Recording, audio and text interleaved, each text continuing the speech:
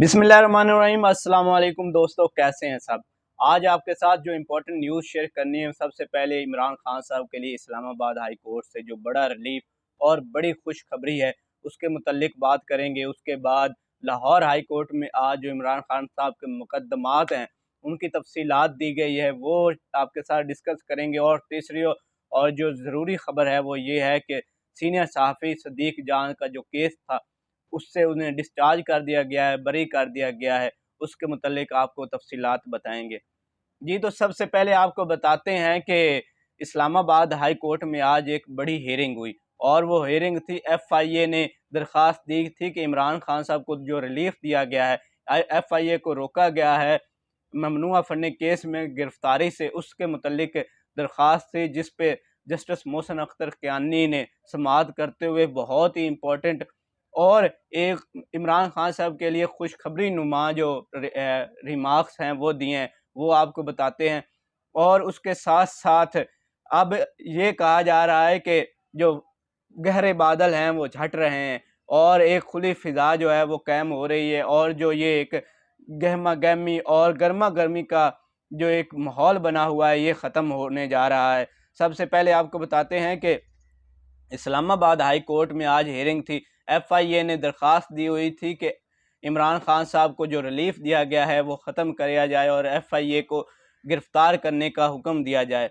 तो जिस पर जस्टिस मोहसिन अख्तर कियानी ने पूरे केस का, पूरे ममनुआ फंडिंग केस का ही पोस्टमार्टम कर दिया है और उन्होंने अहम रिमार्क्स दिए हैं कि जब स्टेट बैंक का बंदा ही आपने शामिल नहीं किया इसमें तहकीकात में, तो फिर स्टेट बैंक को कैसे आप कह सकते हैं कि ये स्टेट बैंक का बयान है। या जब आपने कोई चीज़ साबित ही नहीं की और कुछ हो ही नहीं सका तो आप कैसे इस केस को आगे लेके चलते हैं, ये तो केस ही ख़त्म हो जाता है। तो ये इमरान खान साहब के लिए एक बड़ी खुशखबरी है और खुशखबरी ये है कि जहां ममनुआ फंडिंग में ये भी कहा जा रहा था कि इमरान खान की पार्टी को और इमरान खान साहब को बैन किया जा सकता है सियासत से, वो अब जो चीज़ें हैं वो छट रही हैं और एक खुली फिजा कायम हो रही है। इमरान खान साहब के लिए खुशखबरियाँ ही खुशखबरियाँ आ रही हैं। जस्टिस मोहसिन अख्तर कियानी का कहना था कि आप कैसे कह सकते हैं कि एक बंदा चोरी करता है और अगर वो पैसे ज़कात में या किसी फंड में देता है तो वो कैसे कबूल नहीं किए जा सकते। आपके पास क्या सबूत हैं इसके कि एक बंदा मस्जिद को पैसे देता है, आपने इतने पैसे मस्जिद को दे दिए और वो पैसे चोरी के हैं, तो आपके पास क्या सबूत है कि वो चोरी के हैं, या आपके पास क्या सबूत है कि वो कबूल नहीं होंगे। तो इस तरह फंड रेजिंग में जो पैसे इस्तेमाल हो गए, आपको कैसे पता है इन चीज़ों का। तो ये इमरान खान साहब के लिए एक बहुत बड़ी खुशखबरी है और जो ममनुआ फंडिंग केस है वो अब किसी हद तक पाया तकमील की तरफ जा रहा है। और इमरान खान साहब ने कल परसों कहा था कि जब दूसरी पार्टीज़ के जो केसेस हैं वो खुलेंगे तो तब पता चलेगा कि उन्होंने कितनी फंडिंग ली हुई है। इसराइल, अमेरिका और उसामा बिन लैदेन और बहुत सारे जो बैरूनी ताकतें हैं उनसे कितनी कितनी पीपल्स पार्टी और मुस्लिम लीग नून ने फंडिंग ली हुई है। ये चलो PTI ने तो दे दी, ठीक है, PTI से उन्होंने मांगा, PTI ने अपना पूरा हिसाब किताब ला के जो बैरिस्टर सैफ नियाजी हैं उनके पास था, उन्होंने ला के दे दिया, ये है हमारे चीज़ें जहाँ जहाँ से हमने ये फंडिंग ली है। आपने देखा कि जो पाकिस्तानी थे उन्हें भी जो बाहर के डिक्लेयर किए हुए थे कि ये बाहर के शरीयत रखते हैं और इन चीज़ों में ममनुआ फंडिंग केस बहुत ज़्यादा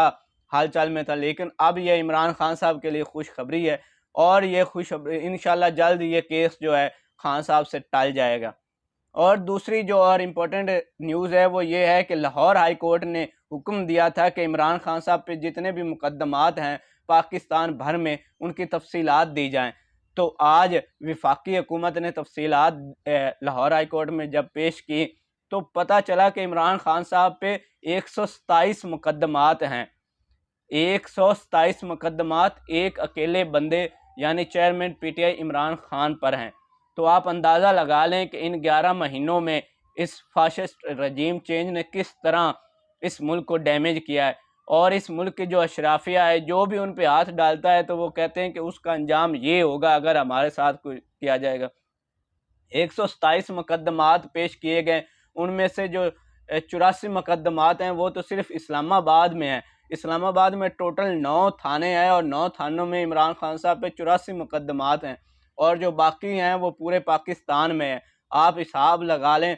چونکہ اس وقت عمران خان کی حکومت جو تھی وہ صرف پنجاب اور کے پی میں حکومت تھی، وہاں تو دہشت گردی یا کسی اور چیز کا مقدمہ کرا نہیں سکتے تھے، تو اس لیے انہوں نے اسلام آباد کو ٹارگٹ کیا ہوا تھا، اور پورے اسلام آباد میں جو صرف 26 کلومیٹر کا اسلام آباد ہے اس میں عمران خان صاحب پہ 84 مقدمات تھے، اور ان میں دہشت گردی کے بھی مقدمات تھے، ان میں چوری کے مقدمات ڈال دیے تھے، اور زیبا چودھری اور بہت سارے مقدمات۔ اندازہ لگا لیں کہ اس فاشسٹ رجیم چینج نے کس طرح جو اپنے سیاسی مخالفین ہیں ان پہ کس طرح دباؤ ڈالنے کی کوشش کی گئی، لیکن یہ تو ایک عمران خان صاحب تھے جو ڈٹے ہوئے تھے، اور انہوں نے ثابت قدمی سے یہ ثابت کیا کہ وہ کوئی بھگوڑے نہیں ہیں کہ جو لندن بھاگ جائیں گے یا کہیں۔ میں اس بندے کی دلیری کو سلام پیش کرتا ہوں کہ اتنی مشکلات کے باوجود بھی آج وہ اس جو اشرافیہ ہے اور جو چور اور لٹیرے ہیں اس ملک کے، ان کے خلاف ڈٹا ہوا ہے۔ اور آپ کو تیسری اور امپورٹنٹ نیوز جو ہے وہ کہ سینئر صحافی اور بول نیوز کے بیورو چیف اسلام آباد کے صدیق جان، ان کو آج رہا کر دیا گیا ہے، اور جو اے ٹی سی عدالت ہے، انسداد دہشت گردی عدالت کے جج جسٹس جواد عباس سپرا ہیں، جو انہوں نے وہ رہائی دے دی، اور اس پولیس کو کہا کہ یہ کیس تو بوگس کیس ہے، تو اس لیے انہوں نے اس کیس میں سے سینئر صحافی اور جو بیول نیوز کے بیورو چیف ہیں صدیق جان، ان کو رہا کر دیا ہے۔ اس طرح وہ ایک دلیر آدمی پھر باہر آ گیا ہے، اور اب مریم پہ دوبارہ وہ ولاگز بنائے گا، ان کی جو چوریاں ہیں اور جو ان کے ڈاکے ہیں ان کو بے نقاب کرے گا، اور پھر یہ پریشان ہو گئے۔ ایک بات تو ہے کہ جیل جانے سے بندے کا خوف ٹوٹ جاتا ہے، جس طرح عمران راز کو آپ نے دیکھا جب وہ جیل گیا تو جب واپس آیا تو وہ اس سے زیادہ بول رہا، تو کیا چیز ہے جیل؟ جب بھی بندہ جیل جاتا ہے تو اس کے خوف کا جو بت ہے نا، عمران خان صاحب کہتے ہیں خوف کا بت توڑ دو، تو وہ جو خوف کا بت ہے نا وہ بندہ توڑ دیتا ہے، اور جب بندے کا خوف کا بت ٹوٹ جائے تو پھر دنیا کی کوئی طاقت اسے نہیں ہرا سکتی سوائے اللہ پاک کی ذات سے۔ تو صدیق جان صاحب جب واپس آئے تو انہوں نے بھرپور نعرے بازی بھی کی، صحافی زندہ ہیں، صحافی زندہ ہیں، اور جس طرح صحافی ان کے ساتھ کھڑے ہوئے، میں ان تمام صحافیوں کو بھی سلام پیش کرتا ہوں جنہوں نے صدیق جان کے شانہ بشانہ کھڑے ہوئے، جو اور ان کے جو ساتھی تھے ادریس چاچڑ انہیں بھی پکڑا ہوا تھا۔ اس کیس میں مزیدار بات جو سب سے زیادہ مجھے لگی وہ یہ تھی کہ صدیق جان کے وکیل بھی میاں علی شفاق تھے، اور آپ کو پتہ ہے میاں علی شفاق جس کیس میں چلے جائیں سمجھو وہ کیس ردی کی ٹوکری میں چلا جاتا ہے، وہ ایف آئی آر، وہ مقدمے، وہ سب کچھ ردی کی ٹوکری میں چلا جاتا ہے۔ تو میاں علی شفاق نے کل پورے 1 گھنٹے کے دلائل دیا جس پہ، اور ثابت کیا کہ یہ ایک بے بنیاد اور من گھڑت اور جاتی عمرہ میں بیٹھی ایک عورت کی خواہش پہ یہ مقدمہ بنایا گیا ہے، اور اس مقدمے میں کچھ بھی نہیں ہے۔